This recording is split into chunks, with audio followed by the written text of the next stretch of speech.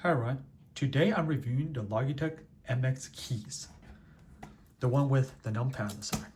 Now, I've had this keyboard for 5 years. I got this during the pandemic in 2020 and I've used it ever since.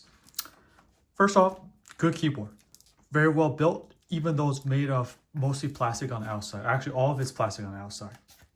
Plastic, plastic, plastic. The back is also plastic too. But there's a metal plate, I believe, in here because it gives some heft to it. So even though this is plastic, it doesn't feel like those cheap plastic keyboards you have.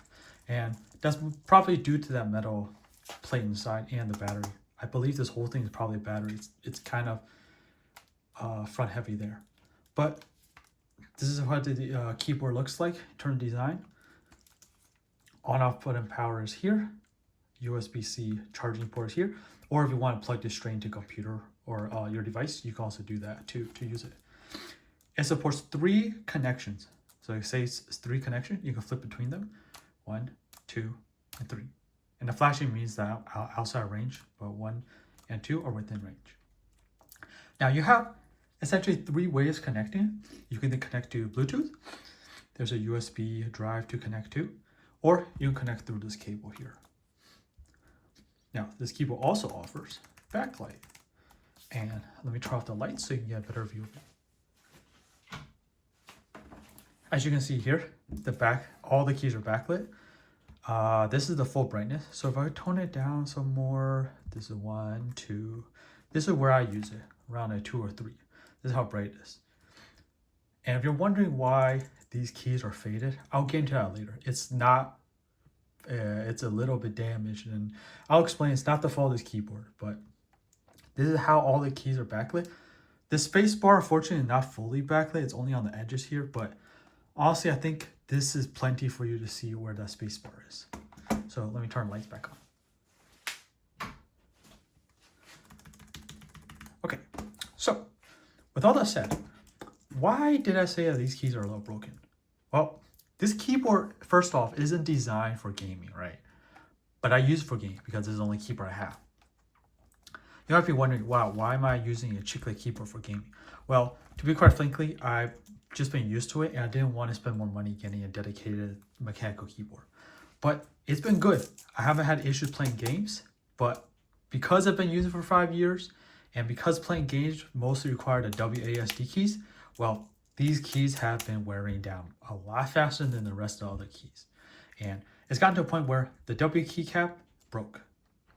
There's a metal clip here, and I think because I use it so much, especially on the edges here when I'm going between WS, it broke.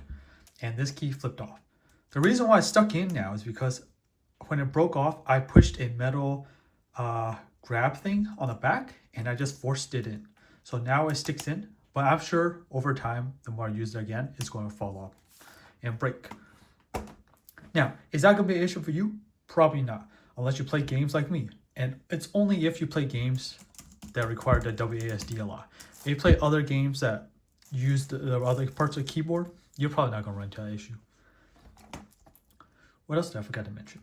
Oh yeah, battery life. Battery life is really good. I think I only need to really charge it once a month at most. And this is even after 5 years. So you would think after 5 years, the battery could degrade a lot. No, it still seems like it's about the same as when I first got the keyboard. I forgot, this is, the cap lock has a light on it. What else has a light on it? Yeah, I think the cap lock's the only key, and aside from these 3 device keys have lights on it. Obviously, there's no RGB. I believe this is geared towards office work / coding. And it's very good for typing. So I'll give you a little clip of me typing it so you know what it sounds like.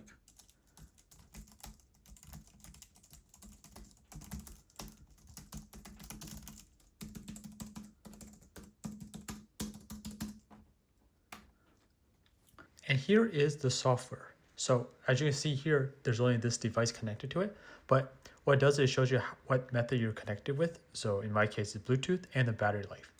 And when you click into it, it shows you all the keys here. And what you can do with this is you can actually customize these keys. All of these keys are highlighted. So if you want to change, let's say, the brightness, you can go in here and click it, and you can do whatever you want with the key. So you can change it to do something else, like you can make it go back, copy, paste. It's not limited to just a key press or like a button specifically on a keyboard. It's not like you can only customize this to any other one of these keys. As you can see here, make a copy, cut, delete, whatever suits your needs essentially. So as you can see, this is geared towards productivity and not as much for gaming.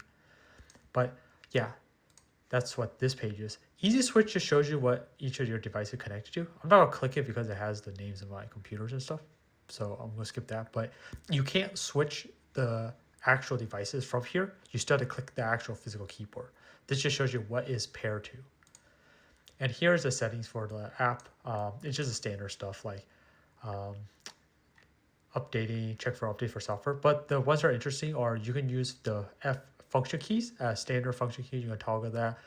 You can always keep it in Windows layout, keep the bad light on, or battery saving mode on too. And this just means that it turns it off when it goes below a certain percentage. You can also disable some of the keys. So if you accidentally click these, they don't use it, you can turn it off too. This is, I don't really see a need for this, but if you want to log in, you can save your configurations. So you go to new computer, you just log in and then load those in. But yeah, that's the software side. Now, with all that said, this is a good keyboard. I wouldn't recommend you use this for gaming, but if you need to use it for gaming, you're not gonna run into issues. Just know that if you do use it over a long time, you might run into issues with the keycap. And because I don't think these keycaps are readily sold online, you might have issues finding a replacement for it. But aside from that, everything is good. The keys are also very solid. As you can see, I'm clicking on the edge of the enter, and the whole thing is going down. It's not like wobbling. Same with the shift and the space bar. So you don't need to worry about that. Everything is good. Now, the reason why I want to make this review is because I actually got another keyboard. The Keychron K2HE. Because I wanted to actually try a mechanical keyboard. I never had one, and everyone talks about how good it is, especially for gaming, so I decided to get one. I have some opinions about this too, and I'll go into those in that review. But yeah, I just wanted you to know why I created this review, because I wanted to talk about this keyboard too and have a comparison to this. But yeah, this also helps you see the size of it. Number key adds extra length to it. So if you're worried about desk space, they also sell one that's just these keys. I believe here or something, or here. No number pad. Yeah, but overall, I recommend this keyboard. I don't recommend it at the full price. What's it cost? $130. Don't recommend that price. If you can buy on sale, definitely buy it. But if you need a keyboard now and you've been eyeing this keyboard, yeah, you can't go wrong with it. It'll last you a long time. It's very good. It's well built, decently heavy. Yeah, also almost no flex to it. You can click it very hard and not have to worry about it.